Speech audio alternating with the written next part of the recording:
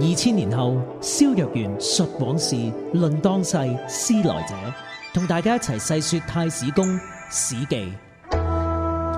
後歲餘過咗年幾，賈生征建，於是咧漢文帝又揾翻賈生翻嚟。漢文帝方授坭，乜嘢叫方授坭咧？坭咧就係嗰啲咁嘅，嗰啲肉咧去咗嗰啲諸侯嗰度祭，祭完之後咧就攞翻，因為拜個神，就攞翻去俾漢文帝，咁咧表示個福翻咗嚟，咁呢啲咧就叫授坭，受到鬼神嘅庇佑，坐宣室，坐喺宣室嗰度。常因感鬼神事而問鬼神之本，因為嗰啱咪講緊拜神呢啲嘢啊嘛，咁於是咧佢就問賈誼，究竟鬼神呢啲嘢係點咧？賈誼因據道所言之狀，賈誼咧就講佢認識關於鬼神啊、古代呢啲咁嘢話俾佢聽咧。至夜半，文帝前夕，至到夜晚，文帝越講越想聽喎，哇！啲鬼咁恐怖嘅，即係好似潘紹聰咁啦，咁啊越跪越前。咁呢個就叫前夕啦。本來兩個有距離，佢一聽完潘紹聰講鬼故咁啊，跪前面越近。咁呢個就係一個好出名嘅故事啊，係咪啊？可憐夜半虛前夕，即不問蒼生問鬼神。即係文帝見到個賈誼咁叻嘅人，唔好問下佢點樣管理呢個朝政啊？係咪啊？都應該唔係問下佢，喂，究竟有冇鬼㗎？即係個大頭怪嬰係點啊？即係係咪關心呢啲咁嘅樣嘅嘢？可憐夜半虛前夕啊，不問蒼生問鬼神。咁啊，傾完喎，都係冇講嘅正經嘢，冚唪唥係講鬼故呢啲咁嘅嘢。既罷完咗之後曰：吾久不見賈生，自以為過之。我好耐冇見賈生，我好勤力讀書，覺得叻過佢。今不及日，原來我嘅學識同佢爭好遠。居頃之，喺京師留咗一陣。賈生為梁懷王太傅，將佢又貶咗去地方嗰度做梁懷王嘅師傅。梁懷王文帝少子，咁但係呢次咧係有啲意思嘅。梁懷王咧係文帝嘅細仔嚟嘅，好錫佢嘅，擺喺嗰度咧都其實即係希望佢做自己個細，教自己個細仔，都表示對佢重視，而好書，好中意讀書，故令賈生賦之，叫賈生教嘅。文帝復封淮南厲王子4人，皆為列侯。嗱，淮南上一任嘅淮南厲王係唔服氣嘅，因為佢其實咧係漢高祖通姦生嘅仔，結果咧佢覺得自己鬱鬱不得志，咁佢死咗之後咧，將佢4個仔封為列侯。呢一個賈誼咧係覺得好唔妥嘅，因為驚佢哋同爸爸報仇，結果後來咧淮南王長咧又係作反，咁於是咧就係被殺，即係被刺死。刺死嗰陣時咧，啲人就話佢雞犬升天啊嘛，因為佢中意修道嘅，就話佢升天走嬌咗，連啲雞犬都升埋天，就係呢個淮南王長嘅故事。賈生諫，賈生叫佢唔好咁搞，以為禍患之興自此矣，由子興起又禍患。賈生素上疏。嗱，呢度咧其實係賈誼最出名嘅一件事，喺呢個時候上疏，就係賈誼上治安策。其實我咧就係好熟治安策，治安策全文咧就冇見到，就係喺啲喺漢書度咧就有治安策嘅記錄，但係咧就係節錄嚟嘅啫。大家要睇翻呢一個前漢書就有治安策嘅記錄，或者喺《資治通鑑》亦都有治安策嘅記錄。佢講佢而家天下好似好，我講幾句簡單嘅介紹啫。佢大家覺得天下好太平，漢文帝。其實係好似喺積身之下瞓覺，即係床下底下面係晒柴，有人喺度點緊火，你喺上面瞓覺一樣，係咁危險。呢個天下可以痛哭者一，可以流涕者三，可以長嘆息者七。即係天下講起天下事，值得喊到唔識收聲嘅有一樣，值得流眼淚嘅有幾樣，而得你值得長嘆嘅有幾多樣。點解漢朝係喺好危險嘅境界？其中一樣嘢就係或原諸侯或連幾郡，嗰啲諸侯王啊係擁地好多啊，好大，同皇室越嚟越遠。因為個親戚越嚟越遠，梗係咧兩兄弟本來係父子變咗兄弟，兄弟就變咗堂兄弟㗎啦嘛，即係再傳落去就咁。結果到咗景帝嗰陣時候，咪發生吳楚七國之亂啦。所以賈誼係有先見之明啊！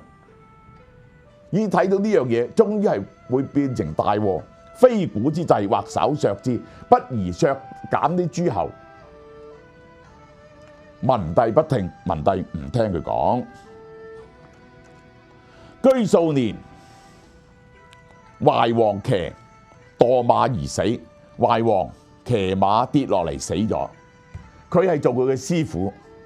呢次大件事，點解你唔制止佢騎馬先得㗎？即係呢個，喂，呢個有責任嘅喎。你都話俾佢聽，騎馬咁危險啫，騎馬其實好危險啊！即係呢個係，即係騎馬搭死嘅機會咧，係多過你坐車撞死嘅機會，或者坐飛機跌落嚟嘅機會嘅。呢一個係無後，而且冇仔添，梁懷王。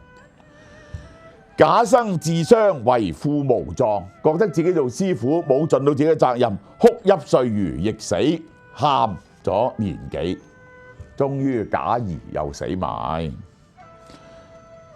賈生之死時年33，而死嗰時只係得33歲，即係大家知道中國歲係誇大咗歲，即係32歲。及孝文崩，孝武皇帝立，到孝文崩咗，哦，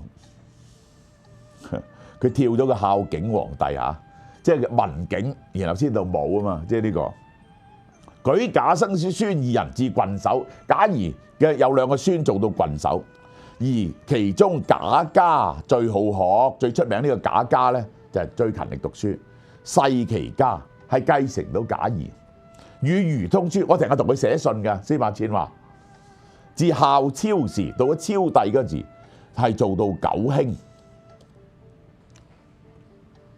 九卿其實就係丞相、御史大夫、大將軍，再加六卿。即係大司農啊，嗰啲廷尉嘅嗰個六卿，加埋就九卿，呢個叫大九卿。太史公曰，最後司馬遷就講呢個屈原同賈誼呢兩個人。余讀離騷，天問朝雲哀影。我讀呢啲楚辭嗰時候，悲其志，好同情呢個屈原。昔長沙，觀屈原所自沉淵，未嘗不流不垂涕，想見其人。我亦都經過長沙，見到屈原喺度跳樓嘅地方、跳水嘅地方，去到嗰度，我感觸而喊起上嚟，都想見下屈原個人其實係咁。及見賈生弔之，我睇見賈生祭祀佢所講嘅嘢，又諗下又係有道理喎。賈誼就問屈原點解唔離開楚國去第二度揾第二個好啲嘅君王呢？又怪屈原以比其才，遊諸侯，何國不用，而自令弱視。點解唔走去第二個國家遊說諸侯，以佢嘅才幹，一定好多國家會用佢㗎，而搞到係咁樣自殺死咗就算數啦。後來讀《伏烏賦》，我又讀咗佢嘅《伏烏賦》，佢入邊有講死生係唔緊要嘅，虛就係唔重要，即係得唔得到重用都唔重要嘅，最緊要係堅持自己嘅道德，其他嘢咧係唔重要嘅，所以佢唔會去咗第二個國家度去求官做，又爽然自失意，覺得咧係又有道理喎，即係賈誼嘅問題，即係屈原答返，其實就係答得嚟咧係有道理。屈原就係一個咁執着嘅人，即係咁樣樣係。而對於生死去就，佢最後覺得唔重要，佢就係忠於自己。其實成個屈原，即係我都曾經講過啦，即係呢個學派嚟講，南方學派咧係受好多薩滿教影響。你一定要讀下，即係天問啊、九歌啊嗰啲咧，係好多神怪故事。即係南方，我哋南方人咧係信好多神怪嘅嘢。呢啲咧就係嗰啲思想係同埋北方學派咧係好唔同嘅，即係好跳脫嘅，即係咁樣係。而呢個楚辭就係中國文學第二排落嚟，《詩經》之後就輪到楚辭。而楚辭就係浪漫派，後來咧好多咧都係出自楚辭嘅，其實係即係呢種咁嘅狂放嘅思想啊，喺鬼神之間嘅想像力啊，呢啲全部唔係來自《詩經》，全部係來自楚辭。好，呢節到呢度。